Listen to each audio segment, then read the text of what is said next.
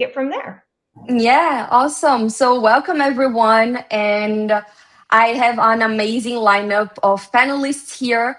We're going to talk about platform and securing the supply chain because we know platforms they have become the foundation of modern software delivery. So securing them is critical. But before we start, I want to hear from these awesome people. I want to start with quick introductions. So if you can tell me a little bit what you do, your role, and one thing about platform security that excites you or worries you right now. So we'll start with Nicole. Nicole, if you want to go first. You're muted. Still muted. Let's see. Maybe we can start with Eddie. And All right. Yeah, for sure. yeah. I couldn't figure out where the mute button is, so I guess I get to go first. But hi, everyone. My name is Eddie Wasif. I'm a managing director at JP Morgan Chase here in Dallas, Texas. I've been involved in the cloud native ecosystem and open source for a long time, older than both my kids, I would say. But I'm very excited to see kind of the whole industry in the world move towards open source and obviously towards platform engineering and platforms. And I've been watching kind of how you can get the benefits of that. Now you can scale globally with relatively small teams and a little bit of resources, but also that means your problems scale up pretty linearly as well. So I've really been interested to see how the industry's reacted. I'm very impressed with how all the tools and all of the products and the solutions are out there to solve it. So I'm very passionate about that, and hopefully get to talk a little bit about that here in a bit. Cool. So now let's jump to Pronomita. Let's see if you. Oh, after we'll go with Nicole. Yeah. No issue. Awesome. Thank you so much for having me here. And thank you everyone for being here. So I am a senior software engineer at Intuit. And I'm part of the platform engineering team at Intuit, where if I can summarize the job me and my team does is basically we strive to make every developer's work at Intuit easier, their lives easier, and we keep on with those iterations. Thank you. Cool. Now, Nicole, let's hear from you. Yeah, Yeah. hopefully it is working We now. can hear you. Super, great. Hello. So, thanks a lot for having me. My name is Nicole Daňková. I'm head of a security operations center and also incident response. And practically, I would say the current biggest threats regarding the platforms, I would say that it's the ease of the deployment because, let's say, all the agility and all the speed of implementing everything with just one click. It's also, of course, causing, I would say, wild experiments when the people are not able to see a bit forward, when people are practically not exactly even able to say what they have done because they have just tried something, clicked on something, they have no clue what they have done. And of course, it is sometimes too late to find the right button to revert this. So that's, I would say, my point of view. But I will be probably here, the skeptical person. So unfortunately, the No, I security people love are it. like I this. love your perspective. We're going to talk a little bit more about that. But let's take a step back and maybe start with the foundation. So let's start with the software supply chain. Because before the code runs, the platforms usually they inherit risks from dependencies, open source components, CI/CD pipeline, etc. So let me start with the first question. I'll go with Nicole again, and then I'll send questions to the other ones. Nicole, how do you think organizations should balance the speed of adopting new tools and libraries with the diligence needed to secure the supply chain? That's pretty tough, I would say. From my perspective, I would say that it is currently very important to even consider what kind of a security posture is having your partner whom you are onboarding into your company. Because nowadays, as everything is very much connected and let's say opening the doors to one company might mean opening the doors to plenty of another companies which are chained with this one. It might practically bring to us not only practically the risk of our company or the second one, but even third, fourth, fifth in the chain. And I would say that one of the things which we can take from the very recent times is, for example, the current Salesforce breaches. I would say everyone has currently heard about the breached Salesforce instances of so many huge companies, yeah, and we are talking even about the tech giants, and all of those things have been simply because there has been founded a vulnerability in one type of the token, and you see practically how many of not only the customers' data of the Salesforce, but customers of those customers have been stolen. Yeah, I won't be, let's say, mentioning here any other brand, but we are talking here about really a severe issue, which is related to, for example, a leakage of really confidential and sensitive information, which are containing also secrets in the tickets. And that's a real threat, because then afterwards comes, let's say, the madness of watching out who is impacted. May I be impacted? What have I shared with this vendor? Because the vendors are coming up to you, of course, with some kind of a delay, but the attacker is having the data already for some time. And that's practically one of the things which we really have to think twice if we really want to go there, and if this easing is just not opening unnecessary doors. Yeah, I agree with you. And also, we have to think a lot about open source when organizations they use open source projects. Eddie, I don't know if you want to add a little bit more to it. Any practical way that organizations can verify trust or manage vulnerabilities from open source projects, or what do you think about how can organizations balance the adoption of new tools and the diligence? Yeah, yeah, absolutely. I mean, it is definitely a very daunting topic, and there's 100 different ways that companies approach it. From my personal views, I think being a developer for so many years, the ecosystem has changed. To your point, Julia, where I can't write a piece of code without pulling in at least a dozen different libraries. And when I first started my career, we didn't do that. And when we did, you filled out a form and submitted it to someone to scan, and then you kind of pin that version. Well, nowadays, in the morning, in the evening, there are two different versions of the same package, and so what I have seen, or what I've seen some teams experiment with that works well, is kind of shifting a little bit actually to the right versus shifting to the left in that aspect, where developers are free to kind of work outside of the network and pull these things in. But as they're committing their code or as they're submitting to the CI/CD pipeline, there are all the gates and checks and balances. They're checking licenses, they're checking CVEs, and so it kind of balances that quickly developing the feature, testing it out, seeing if it even works, and then making sure that it builds to the company standards. And different companies have different levels of tolerance. To Nicole's point, some vendors might have a lower one, and so I do have my own opinion on bring your own cloud, but it is definitely an interesting world. I think we need to hit that balance right on the head where you can. So Yeah, yeah, awesome. Now, Pranamita, let's talk a little bit about S booms and scanners. Do you think there are enough, or do you think they're more like a compliance checkbox when we're talking about this kind of security from the supply chain? Okay. So there are two aspects I generally feel, especially when I am using in and facing those kind of gate checks when I'm working, is it is very dependent on how your platform is treating them. Is it a mere formality as per se, or are you really putting gate? I mean, there are real gatekeepers to those pipelines. So I really like the point where Eddie brought up that, instead of getting the whole trendy shift left about these things, if you're doing a little shift right, it's giving you a little balance. It's giving you a little more flexibility with the work, despite having so many new updates and version changes from morning to evening. So yes, it is. I would be a bit skeptical saying no, that it is completely.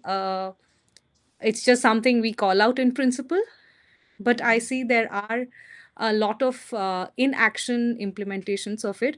There are a lot of blockers that we ourselves at Intuit have in place, and it is completely dependent on how much are you gatekeeping your whole pipeline.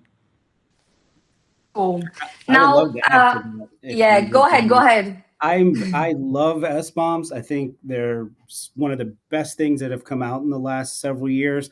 But we have to be cognizant that they're not forever, right? The CVE database is always changing. So even though your pipeline or whatever process you've had checked and it passed the S bomb, which I doubt it because there's always going to be a vulnerability at some point that you accept, that might change tomorrow or the day after as people are discovering new things. So get the SBOM. That's a good check. That's a good baseline for you to understand your packages and your dependencies. Keep doing this, maybe on a weekly basis or a monthly basis based on your level of tolerance. And it will help you understand where the problems are. But then once you find something, you got to solve it, right? You can't let it age out. You got to keep tracking it. And I think keeping track of those SBOMs, Guac is a great tool. I love it. Those are the things that we should be looking at, whatever size your organization is. Yeah, I absolutely agree. Yeah, practically knowing on what you are dependent and practically what kind of things you are in general using in your environment. I would say that all of us had, I would say, pretty tough lesson during the Log4j. Yeah, I would say that those who have been in this business, yeah, I see maybe a slight PTSD face. Yeah. Because that was, I would say, exactly the moment when the people have started to think about, oh, do I really know what I'm running? Do I really know on what are depending not only, let's say, whatever obscure automation applications, but even the core things which I'm having? So I would say that that was exactly the moment when people started to really think about the whole chain, about really thinking about some kind of application as not only about a piece of code in our infrastructure, but what all we are taking it, all tiny bits, yeah, what all kinds of obscure libraries which have been created in Alaska in the year 2016 and are not maintained. Yeah, so those are exactly, let's say, the things which we are learning, and I believe so that it's not the very last lesson. Yeah, we are constantly learning, exactly as was mentioned. Yeah, the threats are evolving, and it is on us how we will accommodate and if we will take any kind of a lesson learned from that. Because if not, we will face it again, for sure, and not only once. And what I really love is that afterwards, after, let's say, this madness, have more and more people really started to use such really little things like is, for example, I don't know, dependable. Yeah, very simple tool, or any other, let's say, things which are able to help you with the tracking of what you are really using, what you are having in the environment, because then you are not also dependent on having after every CVE a new scanner and seeing if you are having it available or not in the environment. Yeah, the given tool about which is some kind of a critical vulnerability, but you are just able to go check and see, okay, we see that that it is there, that actually someone has recently added it, we have to check it, and that's super important. And also the regular checkups, definitely. It's not it's a Yeah. long run. Yeah, it is a marathon, and it is a never ending marathon. Yeah, you go to the finish line and you are running it again. Yeah, it is never the situation when you say, yes, now I'm done with the vulnerability assessment in a general and I don't have to think about it never again. No, it just means, okay, this is the status quo about which I know what we are dealing with, but what will be in a week, no clue. Yeah, it's a journey, and I agree that it's these attacks are evolving, especially with AI. We're going to touch AI in a little bit, but yeah, they're becoming each time more sophisticated, and we need to evolve with them. So our defenses need to evolve, our proactive measures, etc. we also need to involve and improve. But I think we're doing a great job, and sharing our knowledge, what each one of us is doing at our day-to-day job is the best way to do that. So yeah, I agree with what all of you said. Pranamita, do you want to add anything, or can I? Yeah, Yeah. I wanted to add a little thing to that is uh, when we are talking about the supply side of things, it is in fact really easy to implement, or I would say relatively easier to implement. And there are a lot of points for us to touch base on rather than, to having it move all the way to your runtime and then tackle it. There might be a delay, sure. We hate that, sure. But the overhead of having that implemented, and it hit me the moment Nicole brought up dependabot. Yes, we just have a plug have that available. We have certain scans running directly when you're writing up your code. You can just have Copilot do some of the work for you, and it is rather not taxing as much as it used to be. Then some security folks coming to us and saying, here's a list of CVs, we want you to patch it. And added to that, development cycles being faster, and I feel we are shipping like every day. We do tend to get more and more such scans done, and rather than it being something that you see it later on, I think we knowing a lot of that is uh, getting tackled gives us a little better sleep. We will obviously miss out things, but I think knowing that you've covered a majority of it before going forward is again a really good practice. Mm-hmm. Cool. Now let's move a little bit forward to once the platform is running in production. Let's talk about proactive hardening versus reactive monitoring. We know there are a new set of risks that come up once the platform is live. There are misconfiguration, privilege escalations, etc. Let's start with Eddie. Eddie, what do you think is the right balance between the proactive hardening, like sandboxing, least privilege policies, etc., and then doing that reactive monitoring once the system is live? Well, yes, both, right? You can't have one without the other. And I think if we're going to start, adopting modern development practices, this is part of modern development practices, right? So the, least privilege, network policy, pod policies, all of these things need to be put in place if you're going to be working in an environment that's fast moving. But you should also have static code analysis, dynamic code analysis, network analysis. All of these things are just layers, right? There are tools that are coming out that monitor memory and they monitor network traffic. They can help look at your open telemetry traces and figure out if there's any kind of traversal or things like that. And then we have great tooling from CNCF around spiffy application identities, and you can add policies around it. And you try to adopt basically all the tools that you can. So I wouldn't say, pick and choose. You have to do it all.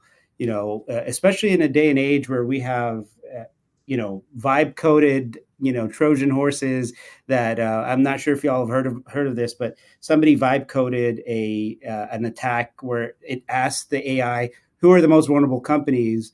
It gave them a list of it, and like, how do I, attack them?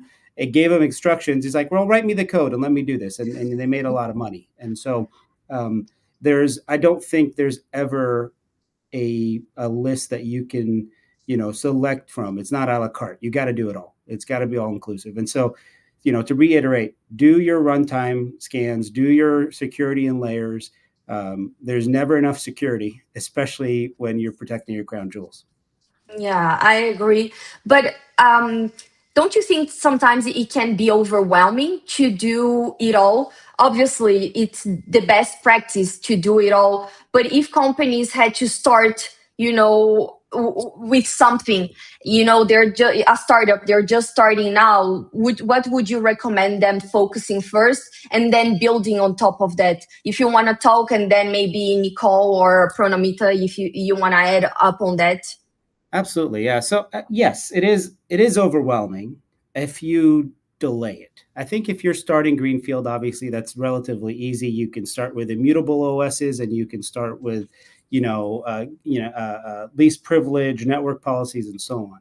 I think it gets more complicated when you have a legacy stack, and let's face it, if you're an established company, 100% of your stack right now is legacy because you're going to start building new stuff. And so this is where you try to strategically pick and choose, trying to think about where your breach paths are and how to disrupt them the most, right? So that might be your network perimeter, right? So you really add the security around your network perimeter, you add application identities, you add policies around it, and then you start moving down, eventually securing all the way down to your OS. So I agree with you. It's definitely a lot. The earlier you plan for it, the easier it gets. And really, if you're writing code now, like it's just going to keep getting more and more of a mountain as the longer you delay it. And we're getting more sophisticated, so you got to prioritize it. Yeah, maybe if I may add, let's say, one single thing to that. Important is also how you are planning that.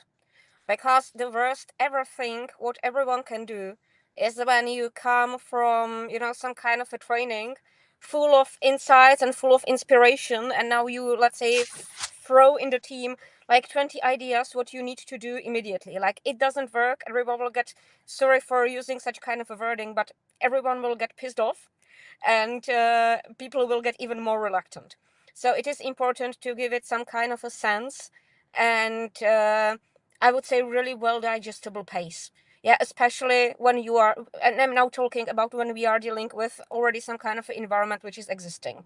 In the moment when you are doing it from the greenfield, it is very different. It is by design. But if you are changing what is existing, then it is really necessary to be realistic and make it in understandable and digestible way, because also it is not only about what you implement and only about the tech, but it is also about changing the mindset in the team and how actually the things are getting tightened, yeah, how the people are getting used to.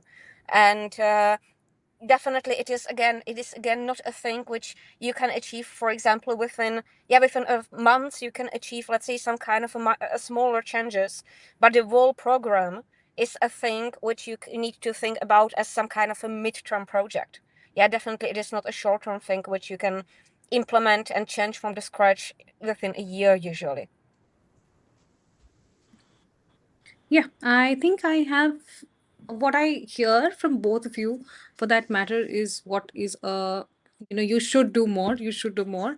But I often see it as a challenge when, as engineers, we are trying to work around it or work past it.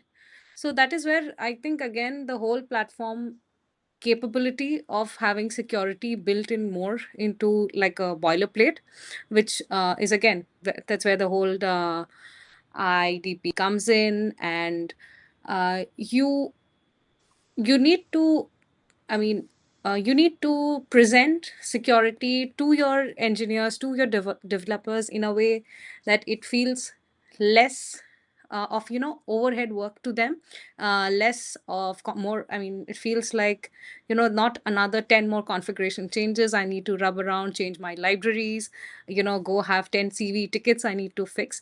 And it should be more of, I think, almost a ready template that can be worked upon. Uh, or maybe pick up policy as code, and you're using Kaiwano for that matter, and have it in a way that it is familiar, it feels as part of your code base when you're on that IDE, and less of as another overhead. And that way we incorporate more of that security, rather than having a separate track for it. So I feel that will gradually ease out the developer, help push in the whole mindset change, so that it automatically, say, next time I move an organization where I see I have to explicitly do it, it flags me saying, hey, this should have been a part, it should have been part of where I started it. Why am I doing later down my release cycle? That's absolutely Absolutely correct. I think thank you for bringing us back to the platforms topic that we were originally on. But that is probably the biggest value that I see from platforms. I mean, simple things like creating golden images for your Docker images, right? Mm. Where you are specifying that they can't run as root, or that they have a certain group, or certain privileges. You automatically inject dynamic scanners, or things like that. And that's really the value that I see in platforms and platform engineering specifically. Um, you can do this thing at a scale to ease it for the developer, right? Like, I think we've all experienced kind of the the DevOps That, world, where you kind of made the developer a security engineer, a QA engineer, an ops person, and everything, and they had no time to write code anymore. And platform engineering is maybe shifting it right again, where you've got an expert team that's building the security boundaries, the policies, the things, and providing them to the developers to go ahead and say, look, we've taken care of all of this. Here's your golden path. If you stay on this golden path, you can focus on your features, and you've got the security guardrails around you. So that's an excellent point. Thank you for bringing us back on that one. yeah, I love that. And especially because we've seen a lot of developers struggle. Usually they want speed, they want to code, and there is the security team screaming, oh, let's have control over that. And even we have now DevSecOps. So we're trying to align both teams, but it's still a struggle at a lot of organizations. So yeah, it's thank you for bringing that up. It's important to close those gaps. And yeah, I would love to talk a little bit more about DevSecOps. So Nicole, actually, She's frozen for me. Are you there? If not, I am there. Am I you here? are. Okay. Yeah. Seems like there So is some tell us. issue. This is how you know Yeah, we're live and unfiltered. exactly. It's not a Yeah, recording. Tell I us will. your take on DevSecOps. Yeah, so yeah, I would say that the DevSecOps, it's definitely, I would say, very valuable thing, because in my perspective, yeah, if I'm thinking about, let's say, the value which it is bringing, it is simply avoiding the situations when you are having the platform developed, you are having already tool before being brought to the production, and then comes the security team and tells, hey, this cannot go live at all, like, are you kidding me, this has to be completely rewritten. And then you see that there are that there are weeks or months which are burned, because practically no one thought about the security from the design practically. Yeah, even I would say actually sec devops, yeah, in this case, yeah, I'm even a fan of more the sec devops than the devsecops, but still it is practically something what is trying to prevent some kind of a serious situations happening in the environment. And definitely there has to be done some kind of alignment, also between the security team and the people who are somehow responsible for example, the platform security, yeah, or particularly the secure code.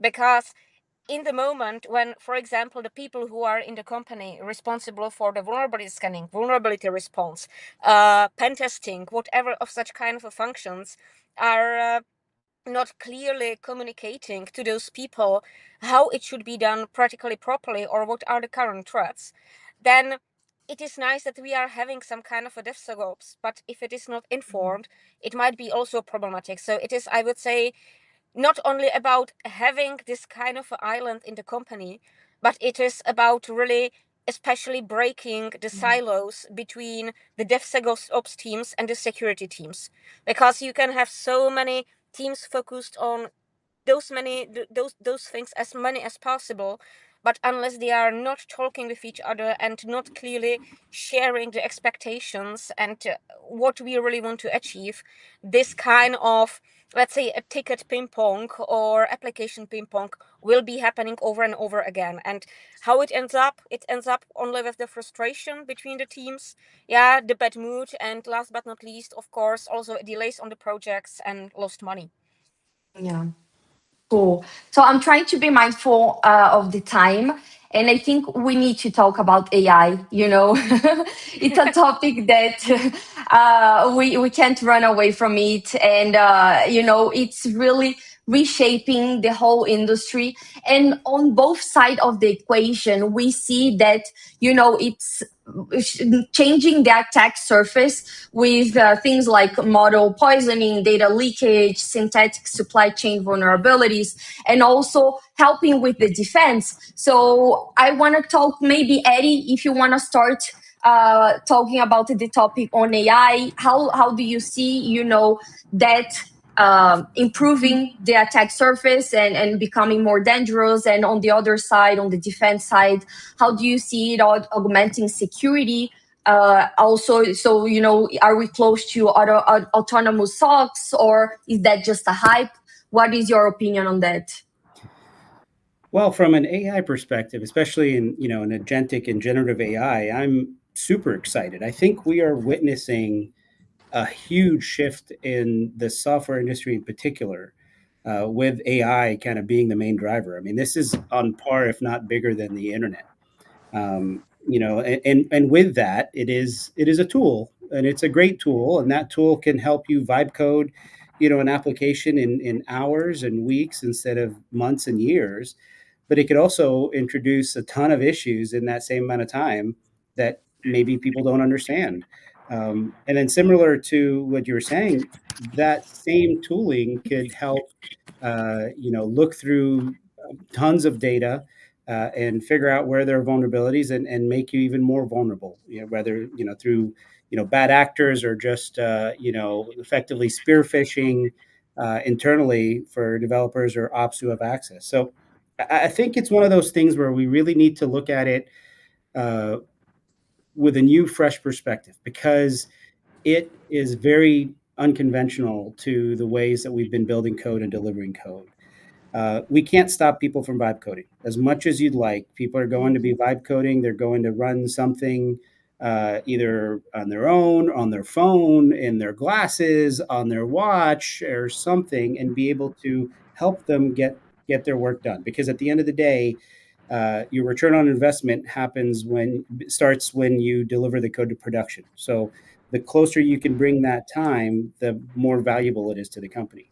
And with that, I've seen some companies who have tried to block it entirely. Others have tried to pull in kind of bespoke managed systems into their environment that let the developers use that. And I've seen people that just let it stay wide open and utilize the latest and greatest. And it's really, there's no the, I would be lying if I said I knew the answer. There's no answer. It's all brand new. But the way that you protect yourself from something moving this fast is you try to go back to basics, right? You try to go back and consider, all right, how would I treat this any different than hiring a contractor or hiring a new developer or DBA or something like that? Would I just give them production access? Probably not, right? There was a company on the news that gave their AI production access, and it dropped their production database. Fundamentals, I think, like that are the things that companies have to consider. Different companies obviously have different risk tolerances. We probably have a higher, a much lower risk tolerance than others. And you just have to take it step by step. But I think the key that companies and developers and startups and corporations have to keep in mind is this isn't going away. And this is not going to replace your workforce. It will absolutely not get rid of your developers or your ops or your DBAs, but it is a tool.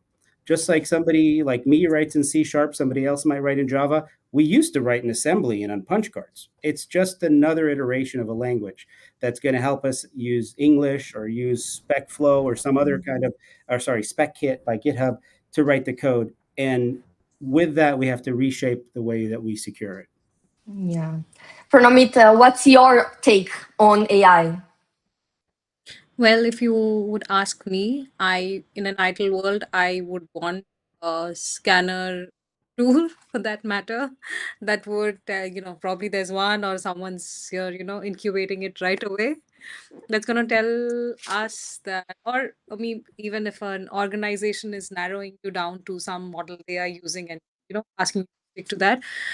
There would have been a way for it to scan and tell me, yes, it comes with a bunch of vulnerabilities here. Then you need to take care of. But yes, I think staying alive, staying get on flow, build your guardrails.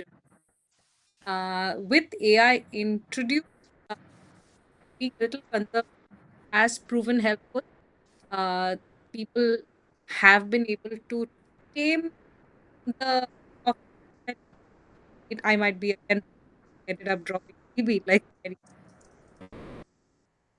I think the correct way or to move not Yeah, I way think ahead of your audio is breaking up a little bit, Pronomita. We can't hear you that well. Let's see if, yeah, keep going. Let's see if it is. okay. Otherwise, we'll jump on. Yeah, go ahead. Uh, uh, so the idea to get on with, but we have had in with software how we are conservative, how we are Yeah, scanning. Pronomita, we can't hear you that well. I don't know what's going on. You start talking and then your audio cuts. Maybe we'll jump to Nicole. Are you still there? Yes, I'm still there. Am I hearable? Cool. I cannot move. We are like the bunch of the, like the monkeys. Like one cannot see, second cannot Exactly. hear. So one is not visible. Second is not hearable. Uh, Yeah. But let's jump to you now. Tell us a little bit before we wrap up. Tell us a little bit your take on AI. We have a few minutes left. I think it's yeah, important to talk about that. Yeah, go ahead. yeah. Like I see AI as a really great assistant. Definitely, I see it as a thing which can make our lives easier, but it has to be implemented again with some kind of a considerations and safeguards. Because I would say plenty of the companies, for example, currently widely implemented the Copilot. Yeah, I would say that we are having plenty of the people here whose companies are currently having this, and the things which are afterwards happening when the guide rails are not properly set up is that very often happens that a copilot is able to share even with the normal employees a highly confidential information when there is being used a proper prompt. So definitely on one side I'm for it because it helps with the automation and of course it is making also the security operations life much easier, funnier. Yeah, of course we don't have to do that many repetitive tasks, and the automations are happening way easier, but on the other hand, there is very dangerous one of the things, of course, as mentioned, so the data sharing and access to the sensitive data. The second thing is definitely also that the people need to still use the critical thinking, yeah, to practically not take the AI as a silver bullet. And I would say that this is something what is a mindset which has to be adopted together with this modern technology. So to really take it as a good friend, take it as a something what is helping us with summarizing the information which we need for our things, helping us eventually with some kind of a preparation steps, but still there is necessary to use your own brain instead of the digital one. I would um, I would compare it, yeah, to the situation when people are using the GPS maps. Yeah. So the people are driving, and for example, the navigation says that you are supposed to go straight, but you see that straight it's not possible, that there is a wall. So what would you do? You wouldn't, let's say, trust the technology. You would trust your eyes. And that's what we are still supposed to do even when we are implementing something what is having intelligence in its own mind, or in its own name. Yeah. So definitely be cautious and treat it, I would say, a really talented and curious intern. Yeah. Yeah, Well, listen to thank its you. ideas, and yeah, listen to its ideas. take them into your considerations, get inspired, but still let your human brain win. Yeah. Well, thank you. I loved your insights. I think we could talk about this topic on and on and on the whole day, but we have an amazing lineup of speakers, other speakers that I can't wait to hear from. And yeah, if you want the audience, if you want to connect with these panelists, go ahead. If you have more questions, connect with them, ask them on LinkedIn, whatever. But I think now we have to cut because we have other people, amazing speakers that are gonna come up. Thank you.